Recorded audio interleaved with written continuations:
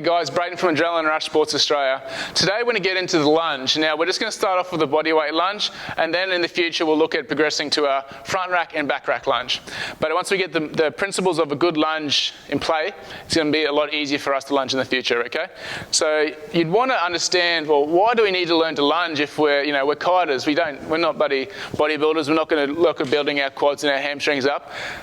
Let's ignore the fact about that, like that's specific for them, but we're trying to train specifically for us, okay? And what we're really trying to do is strengthen up our hamstrings and glutes. Now, glutes and hamstrings play a massive role in keeping our core and our generating power. So you imagine if we're trying to do a big takeoff or trying to load and pop off the water, you really need to generate power from your hips, and that's where it comes from, is our glutes and hamstrings. So learning the good bodyweight lunge first will enable us to get into more weighted variations in the future.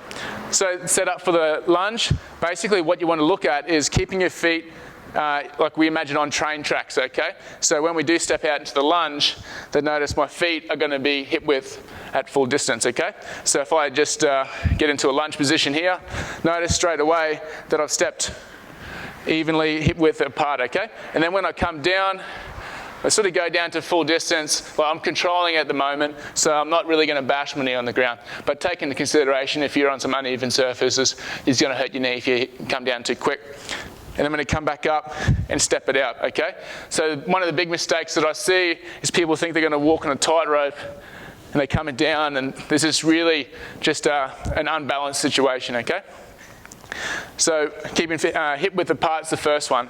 Second one, when we do come into the lunge, if I come down, the length of the lunge will vary with person to person. So obviously if your legs are built differently, that's okay. Just take in mind, when we do come into the lunge, we want a vertical front shin, and then we also want a vertical rear femur, okay? So when we step it out, then we're coming down, and we're relatively vertical, straight body, and your front shin is vertical as well. Okay, so we don't want to get into a position like this. This is not really good. It's just not what we're trying to achieve, okay? So I'll do it on the other side. So we're coming into a lunge, trying to keep our front shin vertical and up, stepping it out and up. Now, the big thing that I usually think about when I do go into the lunge is really trying to press off my front heel. So you imagine that if I'm coming into a lunge, you don't want to be landing on your toes first. You want to be really planting that foot, getting nice and stable, coming down, and as I'm coming up, I'm really trying to drive off that front foot or that front heel and trying to come up here. So then when we do get into more jump variations or weighted variations, we can use this to build a lot of explosive power.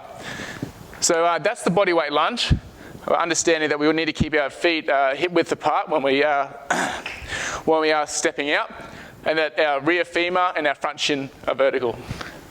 Braden from Adrenalin Rush, thanks for watching this video. Let's check out the next one, the next series. Cheers, guys. Check out adrenalinrush.net.au for all the links.